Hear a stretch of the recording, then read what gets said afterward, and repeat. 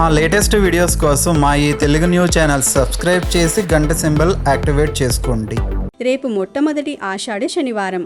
పసుపు డబ్బాలో ఇది వేయండి చాలు, మీ దశ తిరిగి కోట్లు వచ్చి పడతాయి. అష్ట ఐశ్వర్యాలు సిద్ధిస్తాయి. వద్దన్నా ధనం వస్తుంది. శనివారం అంటే సాక్షాత్తు ఆ కలియుగ దైవం శ్రీ వెంకటేశ్వర స్వామికి మరియు శనిదేవుడికి ఎంతో ప్రీతికరమైన రోజు గనుక శనివారం రోజున సాయంత్రం 7 గంటల లోపు మీ ఇంట్లో ఉండే పసుపు డబ్బాలో ఈ ఒక్క వస్తువును వేసి చూడండి. మీ దశ తిరిగిపోవడం ఖాయం. అక్షరాల కోట్లు వచ్చి మీ ఇంట్లో పడతాయి. మీ దారిద్ర్యం మొత్తం తొలగిపోయి అపారమైన ధనలాభం కలుగుతుంది. అసలు పసుపు డబ్బా అంటే ఏమిటి? పసుపును మనం ఎలా భద్రపరుచుకోవాలి? పసుపు డబ్బాకు మన ఆర్థిక స్థితికి ఉన్న సంబంధమేమిటి అన్న విషయాలను మనం లోతుగా పరిశీలిస్తే మన పురాణాల ప్రకారం పసుపు అంటే సాక్షాత్తు లక్ష్మీదేవి స్వరూపం. పసుపు లేనిదే ఏ శుభకార్యమూ జరగదు, ఏ వంట పూర్తి కాదు. అటువంటి పసుపును భద్రపరిచే డబ్బాయే పసుపు డబ్బా. ఈ పసుపు డబ్బాను వంటగదిలో మనం ఎక్కడ ఉంచుతున్నాము అన్నది మన అదృష్టాన్ని నిర్ణయిస్తుంది. చాలామంది చేసే అతిపెద్ద పొరపాటేమిటంటే వంటగదిలో పసుపు డబ్బాను ఉప్పు డబ్బా పక్కన పెడుతూ ఉంటారు. శాస్త్రం ప్రకారం ఉప్పు డబ్బా పక్కన పసుపు డబ్బాను అస్సలు ఉంచకూడదు. ఉప్పు రాహువు మరియు శని ప్రభావాలను కలిగి ఉంటే, పసుపు గురుగ్రహానికి మరియు లక్ష్మీదేవికి సంకేతం. ఈ రెండింటినీ పక్కపక్కనే ఉంచడం వల్ల ఇంట్లో ప్రతికూల శక్తి పెరిగి అనవసరమైన ఖర్చులు రావడం, అప్పుల బాధలు పెరగడం వంటివి జరుగుతాయి. మీ ఇంట్లో అప్పులు తీరడం లేదు అంటే ఒకసారి మీ వంటగదిని గమనించండి. పసుపు డబ్బా ఉప్పు డబ్బా పక్కనే ఉందేమో చూసుకోండి. అలా ఉంటే వెంటనే వాటిని వేరు చేయండి. పసుపు డబ్బా అంటే సాక్షాత్తు లక్ష్మీదేవి కొలువై ఉండే స్థానం. అందులో మనం కొన్ని ప్రత్యేకమైన వస్తువులను వేయడం ద్వారా అదృష్ట ద్వారాలు తెరుచుకుంటాయి. లక్ష్మీదేవి అనుగ్రహం కలిగి అష్ట ఐశ్వర్యాలు లభిస్తాయి. ముఖ్యంగా రేపు శనివారం రోజున పసుపు డబ్బాలో ఈ వస్తువును వేస్తే మీ తలరాత మారిపోతుంది. అసలు ఆ వస్తువేమిటి, దానిని ఎలా వెయ్యాలి అన్న విషయాలు ఈ వీడియోలో తెలుసుకుందాం. అంతకన్నా ముందు ఒక పవిత్ర కథను విందాం. ఫ్రెండ్స్, ఈ వీడియోని చివరి వరకు చూడండి. అప్పుడే మీకు పూర్తి విషయం అర్థమవుతుంది. అలాగే కమెంట్ బాక్స్లో ఓం నమో వెంకటేశాయ అని భక్తితో టైప్ చేయండి. ఒక ఊరిలో కాంతమ్మ అనే ఆవిడ ఉండేది. ఆమెకు వెంకటేశ్వర స్వామి వారంటే చాలా భక్తి. కానీ డబ్బు అంటే మాత్రం విపరీతమైన పిచ్చి. పిల్లికి పాలు పోయాలన్నా తన ఆస్తులు తగ్గిపోతాయేమో అని భయపడేది. కాంతమ్మ భర్త రాజారావు చాలా మంచివాడు. ఊరిలో ఎవరైనా సహాయం అడిగితే కాదనకుండా చేసేవాడు. ఖాళీ చేతులతో అస్సలు పంపేవాడు కాదు. ఈ విషయంలో కాంతమ్మకు రాజారావుకు ఎప్పుడూ గొడవలు జరుగుతూనే ఉండేవి. ఒకసారి కాంతమ్మ బీరువాలో పెట్టిన 50,000 కనిపించటం లేదు, మీరేమైనా చూశారా అని భర్తను అడిగింది. అప్పుడు రాజారావు, మన మామయ్య ఉన్నాడు కదా, పాపం కూతురు పెళ్లి చేసుకుంటున్నాడు, కాస్త సహాయం చేయమంటే చేశాను. ఆడపిల్ల పెళ్లికి సహాయం చేస్తే దైవకార్యం చేసినట్టే కదా, పురాణాల్లో చెప్పారు అన్నాడు. అప్పుడు కాంతమ్మ కోపంతో, నేను కష్టపడి దాస్తే మీరేమో దానం చేస్తారా, 50,000 అంటే చిన్న విషయమా అంది. దానికి రాజారావు, బాధపడకు కాంతమ్మ, నువ్వు రోజూ పూజించే వెంకటేశ్వర స్వామి వారి కూడా ఇలాంటి వాళ్లకు దానం చేయమని చెప్పాడు అన్నాడు.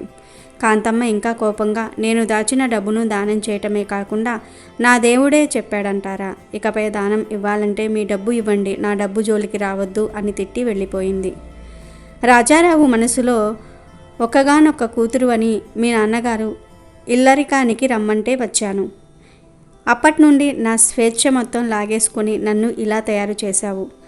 నువ్వు రోజూ పూజ చేసే వెంకటేశ్వర స్వామి అయినా నీకు మంచి బుద్ధి ఇస్తే బాగుండు అని బాధపడ్డాడు.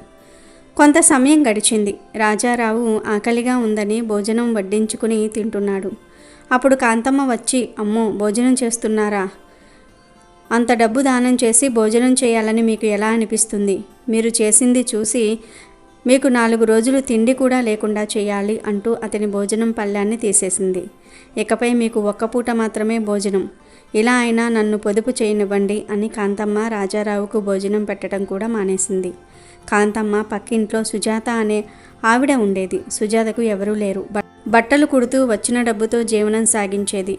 సుజాతకు కూడా వెంకటేశ్వర స్వామి అంటే చాలా ఇష్టం. ఆమె స్వామిని ప్రతిరోజు పూజించి, స్వామి, నాకు తెలిసినప్పటి నుంచి నిన్ను కొలుస్తున్నాను. నా తల్లిదండ్రులు పోయినా, భర్త పోయినా సరే నువ్వు ఉన్నావన్న ధైర్యంతోనే బ్రతుకుతున్నాను. నాకు అవి కావాలి, ఇవి కావాలి అని నిన్ను ఎప్పుడూ కోరలేదు. దయచేసి ప్రతి అడ్డంకిలో మీరు నాతో ఉంటే అంతే చాలు స్వామి అని వేడుకుంటూ ఉండేది. మరోవైపు కాంతమ్మ వెంకటేశ్వర స్వామి వారికి పూజ చేస్తూ, స్వామి, నువ్వు అందరి దేవుళ్ళల్లో కల్లా చాలా డబ్బున్న దేవుడివి. అందుకే నువ్వంటే నాకు చాలా ఇష్టం. సాక్షాత్తు లక్ష్మీదేవికి పతివి స్వామి. మీ ఆవిడ గారితో చెప్పి నాకు 1 కోటి రూపాయలు డబ్బు వచ్చేలాగా చేయండి స్వామి. మీకు ఒక బంగారు కడియాన్ని చేయిస్తాను. మీకు కడియం చేయించటం కోసమే మా ఆయనకు ఆహారం పెట్టకుండా డబ్బు దాస్తున్నాను అని వేడుకుంది. ఇదంతా వెంకటేశ్వర స్వామి, లక్ష్మీదేవి వింటూ ఉన్నారు. అప్పుడు లక్ష్మీదేవి, విన్నారా స్వామి, మీ భక్తురాలు ఏం కోరుకుంటుందో? ఆ కాంతమ్మ ఆశకు అడ్డు అదుపు లేదు. ప్రపంచంలో ఉన్న పిసినారుల జాబితా తయారు చేస్తే అందులో మీ భక్తురాలే మొదటి స్థానంలో ఉంటుంది. మరోవైపు ఆ పేద భక్తురాలైన సుజాతను చూడు. ఆమె వద్ద ఏమీ లేదు, అయినా ఇది కావాలి అని మనల్ని ఏ రోజు ఏమీ అడగలేదు. ఎప్పుడూ మీ తోడు తప్ప మీ నుండి ఏమీ ఆశించలేదు. ఇదే నిజమైన భక్తి అంది. అవును, నిజమే అన్నాడు వెంకటేశ్వర స్వామి. ఇప్పుడు లక్ష్మీదేవి, స్వామి, మీరు ఒక పని చేయండి. ఈ పిసినారి కాంతమ్మకు బుద్ధి చెప్పండి అంది. వెంకటేశ్వర స్వామి, ఆ సమయం వచ్చినప్పుడు ఖచ్చితంగా చెప్తాను దేవి అన్నారు. అలా వెంకటేశ్వర స్వామి, లక్ష్మీదేవి కాంతమ్మకు బుద్ధి చెప్పాలని అనుకుంటూ ఉంటారు. మరోవైపు కాంతమ్మ పిసినారితనానికి హద్దు అదుపు లేకుండా పోయింది. ఆమె రాజారావును పిలిచి, ఏవండి, ఇన్ని రోజులు మీరు రకరకాల పట్టుబట్టలు వేసుకుని తిరుగుతూ ఉన్నారుగా అంది. దానికి రాజారావు, ఆ దేవుడి దయ వల్ల నాకు బట్టలకు ఎలాంటి కొదవ లేదులే కాంతమ్మ అన్నాడు. అప్పుడు కాంతమ్మ, ఒక పని చేయండి, మీ వద్ద ఉన్న అన్ని పట్టుబట్టల్ని ఇలా తెచ్చి ఇవ్వండి అంది. రాజారావు, ఆగు, తెచ్చిస్తాను అంటూ తన పట్టుబట్టలు తీసుకుని వచ్చాడు. కాంతమ్మను చూసి, ఏం చేస్తావు వీటిని? చక్కగా ఉతికించి ఇస్త్రీ చేయిస్తావా అన్నాడు. దానికి కాంతమ్మ, లేదు, వీటిని అమ్మి కొంత డబ్బు సంపాదించుకోబోతూ ఉన్నాను అంది. అప్పుడు రాజారావు, అరే, వీటిని ఎందుకు అమ్మటం? అసలు నీకేమైనా పిచ్చి పట్టిందా అన్నాడు. కాంతమ్మ, నాకు కాదు పిచ్చి, మీకే పిచ్చి. ఇన్నేళ్ళు హాయిగా పట్టుబట్టల్ని కట్టుకుంటూ ఉన్నారుగా, ఇంకా వీటిపై ఉన్న వ్యామోహం మీకు తగ్గలేదా? ఈ బట్టలు అమ్మితో ఎంతో కొంత డబ్బు వస్తుంది. ఆ డబ్బుతో నేను వెంకటేశ్వర స్వామి వారికి బంగారు కడియాన్ని కొనాలి అంది. రాజారావు ఆశ్చర్యంగా, బంగారు కడియమా? ఇప్పుడెందుకు బంగారు కడియం అన్నాడు. కాంతమ్మ, నేను స్వామివారికి సమర్పిస్తానని మొక్కుకున్నాను. ఆ స్వామికి కడియం సమర్పిస్తే నాకు 1 కోటి రూపాయల డబ్బు వస్తుందని నాకు కల వచ్చిందండి. అందుకే ఇలా డబ్బు దాస్తున్నాను. అలా దాచిన డబ్బును మీరేమో ఆ రామయ్యకు ఇచ్చారు. ఇలా ఆ డబ్బును మళ్ళీ సమకూర్చక తప్పదుగా అంది. అలా కాంతమ్మ స్వామికి కడియాన్ని సమర్పించాలన్న ఆశతో ఇంట్లో ఉన్న అన్ని వస్తువులను అమ్మేస్తూ ఉంటుంది. ఒకరోజు ఒక భిక్షగాడు కాంతమ్మ ఇంటికి వచ్చి, అమ్మా, చాలా ఆకలితో ఉన్నాను తల్లి. 4 రోజుల నుండి ఎటువంటి ఆహారం లేదు. దయచేసి నాకు కాస్త భోజనం పెట్టండమ్మా అని అడిగాడు. అప్పుడు కాంతమ్మ, నీకు 1 పూట భోజనం పెడితే నాకు నెలకు చాలా డబ్బుల నష్టం కలుగుతుంది అంది. దానికి భిక్షగాడు, అమ్మా, 1 పూటే కదమ్మా, నేను ఆహారం అడిగింది అన్నాడు. కాంతమ్మ, నెలలో చాలా ఖర్చు అవుతుంది కదమ్మా, చెప్తాను విను. నీకు గనుక నేను భోజనం పెడితే నువ్వు ఆ భోజనాన్ని హాయిగా తింటావు. అలాగే నేను పెట్టిన ఆహారం బాగుంది అంటూ ఊరంతా చెప్తావు. దానితో రేపటి నుండి చాలామంది భిక్షగాళ్ళు మా ఇంటి ముందు వాలుతూ ఉంటారు. ఇవన్నీ నాకు అవసరమా? అదే నేను నీకు ఆహారం పెట్టకపోతే నువ్వు ఊళ్ళో నా గురించి చాలా నీచంగా చెప్తావు. అప్పుడు ఏ ఒక్కరూ నా గడప తొక్కరు, నా సహాయము అడగరు. నాకు కావాల్సింది కూడా అదే అని చెప్పడంతో ఆ భిక్షగాడు అక్కడి నుండి వెళ్ళిపోతాడు. సుజాత ఇంటి వద్ద ఆగి, అమ్మగారు, చాలా ఆకలిగా ఉంది, మీరైనా కాస్త అన్నం పెడతారా అని అడిగాడు. అప్పుడు సుజాత, రండి, లోపలికి రండి. ఇప్పుడే ఆ వెంకటేశ్వర స్వామి వారికి పూజ చేసి ప్రసాదం పుచ్చుకోవడానికైనా ఎవరైనా వస్తే బాగుండు, పంపమని అడిగాను. ఆ స్వామి మిమ్మల్ని పంపారు, రండి, వచ్చి భోజనం చేయండి అంది. అలా సుజాత ఆ భిక్షగాడికి భోజనం పెడుతుంది. ఇదంతా పైనుండి వెంకటేశ్వర స్వామి వారు చూస్తూ ఉంటారు. వీరిద్దరూ నాకు భక్తురాళ్లే, వీరిలో ఒకరికి బుద్ధి చెప్పాలి, మరొకరిని ఆశీర్వదించాలి అని అనుకున్నారు. ఆ వెంకటేశ్వర స్వామి తన ఇద్దరి భక్తుల కలలో కనిపించి తనకు ఒక బహుమతి కావాలని కోరతాడు. ఆ మరుసటి రోజు కాంతమ్మ తన పిసినారితనంతో సంపాదించిన డబ్బుతో కొన్న ఒక బంగారు కడియాన్ని పట్టుకుని గుడికి వెళ్తుంది. మరోవైపు సుజాత ఒక తులసిమాలతో గుడికి వెళ్తుంది. అలా వారిద్దరి ఎదుట స్వామి ప్రత్యక్షమవుతాడు. అప్పుడు స్వామివారు, నేను మీ ఇద్దరిని బహుమానాలు తెమ్మని చెప్పాను, కానీ నేను మీలో ఒకరి వద్ద నుండి బహుమానాన్ని స్వీకరించబోతూ ఉన్నాను అన్నారు. అప్పుడు కాంతమ్మ, నాకు తెలుసు స్వామి, మీకు నా వద్ద ఉన్న బంగారు కంకణం బాగా నచ్చిందని. అయినా తులసిమాల లాంటి చవకవి స్వామి కోసం ఎవరైనా తెస్తారా అంటూ సుజాతను తిడుతుంది. కానీ స్వామి మాత్రం సుజాత వద్ద ఉన్న తులసిమాల తీసుకుని మెడలో వేసుకుంటాడు. దాంతో కాంతమ్మ ఆశ్చర్యపోతుంది. పిసినారితనంతో డబ్బు దాచిపెట్టి నువ్వు కొన్న ఈ కడియం కంటే నాకు భక్తితో ఈ సుజాత కొన్న తులసిమాల అంటేనే ఎంతో ఇష్టం. భక్తి అంటే పిసినారితనంతో డబ్బులు దాయటం కాదు, ఆపదలో ఉన్నవారికి, ఆకలితో ఉన్నవారికి అన్నం పెట్టి వారిలో దేవుణ్ణి చూడాలి. అదే అసలైన భక్తి అని స్వామివారి మంచి మాటలు చెప్పటంతో కాంతమ్మకు బుద్ధి వస్తుంది.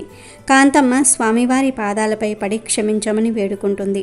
అలా కాంతమ్మ తన కడియాన్ని అమ్మి ఆ డబ్బుతో పేదలకు అన్నదానం చేస్తుంది. ఇక విషయంలోకి వస్తే, వంటగదిలో పసుపు డబ్బా విషయంలో చాలామంది పెద్ద తప్పు చేస్తూ ఉంటారు. మన ఇంట్లో సాధారణంగా ఒకటే పసుపు డబ్బా ఉంటుంది. ఆ డబ్బాలో ఉన్న పసుపునే వంటలకి వాడుతుంటారు, అలాగే పూజలకి కూడా వాడుతుంటారు. ఇది చాలా పెద్ద దోషం. ఎందుకంటే మనం వంటగదిలో ఉల్లిపాయలు, వెల్లుల్లి లేదా కొన్నిసార్లు నీచు, మాంసాహారం వండినప్పుడు కూడా అదే చేతులతో పసుపు డబ్బాను తాకుతుంటాం. అటువంటి పసుపును తీసుకువెళ్ళి దేవుడి పూజకు వాడడం వల్ల పూజాఫలం దక్కకపోగా దోషం చుట్టుకుంటుంది. కాబట్టి పూజకు వాడే పసుపును విడిగా ఒక చిన్న డబ్బాలో దేవుడి గదిలో ఉంచుకోవాలి. వంటగదిలో వాడే పసుపును కేవలం వంటలకే పరిమితం చేయాలి. ఇలా చేయడం వల్ల లక్ష్మీదేవికి మనం ఇచ్చే గౌరవం పెరుగుతుంది. పసుపు డబ్బాను ఎప్పుడూ ఖాళీగా ఉంచకూడదు. పసుపు అయిపోవడానికి ముందే మళ్ళీ నింపుతూ ఉండాలి. పసుపు డబ్బా అడుగు భాగం కనిపించడం అంటే ఆ ఇంట్లో లక్ష్మీదేవి కటాక్షం తగ్గుతోంది అని అర్థం. అలాగే పసుపు డబ్బాను ఎప్పుడూ పైన మూత గట్టిగా ఉండేలా చూసుకోవాలి. తేమ తగలకుండా పసుపు తాజాగా ఉండేలా చూసుకోవడం కూడా ఒక రకమైన శుభ సూచకం. పసుపును ఎప్పుడూ చేతులతో కాకుండా చిన్న చెంచాతో మాత్రమే తీసుకోవాలి. ఇలా చేయడం వల్ల పసుపు పవిత్రత దెబ్బతినదు. ఇక ఈ శనివారం మీరు చేయాల్సిన అద్భుతమైన పరిహారం గురించి ఇప్పుడు తెలుసుకుందాం.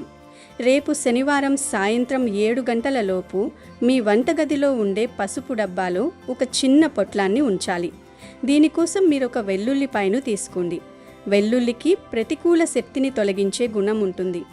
ఒక తెల్లటి కాగితం తీసుకుని అందులో ఈ వెల్లుల్లిపాయను ఉంచండి. దానితో పాటు 2 యాలకులు, 2 ఎండుమిరపకాయలను కూడా అందులో వేయండి. యాలకులు ఐశ్వర్యాన్ని, లగ్జరీని ఇచ్చే శుక్రుడికి సంకేతం. ఎండుమిరపకాయలు దృష్టి దోషాలను, ఆర్థిక ఆటంకాలను తొలగిస్తాయి. ఇప్పుడు ఆ కాగితాన్ని ఒక చిన్న పొట్లంలాగా చుట్టండి. ఈ పొట్లాన్ని మీ చేతిలో పట్టుకుని కళ్ళు మూసుకుని మనస్ఫూర్తిగా మీ కోరికను చెప్పుకోండి. నాకున్న అప్పులన్నీ తీరిపోవాలి, నా ఇంట్లో ధన సంపాదన పెరగాలి, లక్ష్మీదేవి అనుగ్రహం మా కుటుంబంపై ఎప్పుడూ ఉండాలి అని గట్టిగా సంకల్పం చేసుకోండి. ఇలా కోరుకున్న తర్వాత ఆ చిన్న పొట్లాన్ని మీ వంటగదిలో ఉన్న పసుపు డబ్బాలో లోపల పెట్టండి. ఈ పొట్లాన్ని పసుపు డబ్బాలో పెట్టిన తర్వాత దానిని అలాగే 60 రోజుల పాటు ఉంచాలి. ఈ 60 రోజులలో మీరు వంట కోసం పసుపును వాడుకోవచ్చు. అందులో ఏమీ ఇబ్బంది లేదు. 60 రోజుల తర్వాత ఆ పొట్లాన్ని బయటకు తీసి ఎవరూ తొక్కని చోట లేదా పారే నీటిలో పడేయాలి. ఇలా ఒక్కసారి చేస్తేనే మీకు మార్పు కనిపిస్తుంది. కానీ ఈ పరిహారాన్ని మొత్తం 3 సార్లు ముచ్చటిగా చేయాలి. అంటే 60 రోజులకు ఒకసారి చొప్పున 3 సార్లు ఈ ప్రక్రియను శనివారం రోజున చేయాలి. ఇలా 3 సార్లు పూర్తి చేసేసరికి మీ జీవితంలో ఉన్న ఆర్థిక సమస్యలు చాలా వరకు తగ్గిపోతాయి. అప్పుల బాధల నుండి మీరు ఉపశమనం పొందుతారు. మీ సంపాదన కోట్లలోకి చేరుతుంది. లక్ష్మీదేవి అనుగ్రహం కలిగి మీరు గొప్ప ధనవంతులుగా మారిపోతారు. శనివారం రోజున శనిదేవుడి ఆగ్రహానికి గురి కాకుండా ఉండాలంటే మనం కొన్ని పనులు అస్సలు చేయకూడదు. ఈ పనులు తెలిస్తేనే మీ పూజలు, పరిహారాలు ఫలిస్తాయి. శనివారం నాడు ఎవరి దగ్గర నుండి నూనెను దానంగా తీసుకోకూడదు. అలాగే నూనెను కొత్తగా కొనకూడదు. ఇనుపతో చేసిన వస్తువులను శనివారం నాడు ఇంటికి తీసుకురావడం వల్ల శని దోషం కలుగుతుంది. జుట్టు కత్తిరించుకోవడం, గోర్లు కత్తిరించుకోవడం వంటి పనులు శనివారం నాడు అస్సలు చేయకూడదు. శనివారం నాడు ఎవరికీ అప్పులు ఇవ్వకూడదు, ఎవరి దగ్గర నుండి అప్పులు తీసుకోకూడదు. ఈరోజు అప్పులు చేస్తే అవి తీరడానికి చాలా కాలం పడుతుంది. ఈ నియమాలను పాటిస్తూ నేను చెప్పిన పసుపు డబ్బా పరిహారాన్ని చేస్తే మీ అదృష్టం రెట్టింపవుతుంది. శనిదేవుడు కర్మప్రదాత, మనం చేసే పనులను బట్టే ఫలితాలనిస్తాడు. పసుపు సాత్వికమైనది, లక్ష్మీ స్వరూపం కాబట్టి శనివారం నాడు పసుపుతో చేసే ఈ పరిహారం శనిదేవుణ్ణి కూడా శాంతింపచేస్తుంది. వెంకటేశ్వర స్వామివారి అనుగ్రహం వల్ల మీ ఇంట్లో ఉన్న దారిద్ర్యం పారిపోయి ధనలాభం కలుగుతుంది. మీ అప్పులన్నీ తీరిపోయి ఆర్థికంగా ఎంతో ఎత్తుకు ఎదుగుతారు. ఈ శనివారం సాయంత్రం 7 గంటలలోపు ఈ పరిహారాన్ని తప్పక పాటించండి.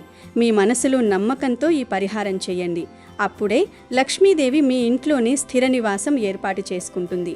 సంపాదన పెరగడమే కాకుండా అనవసర ఖర్చులు తగ్గి ధనం నిల్వ ఉంటుంది. లక్ష్మీదేవి అనుగ్రహం పొందిన వారు ఎప్పుడూ సుఖ సంతోషాలతో ఉంటారు. గనుక ఈ పరిహారాన్ని చేసి లక్ష్మీదేవి అనుగ్రహాన్ని పొందండి. వీడియో నచ్చితే లైక్ చేయండి, షేర్ చేయండి, బట్ సబ్స్క్రైబ్ చేసుకోవడం మర్చిపోవద్దు.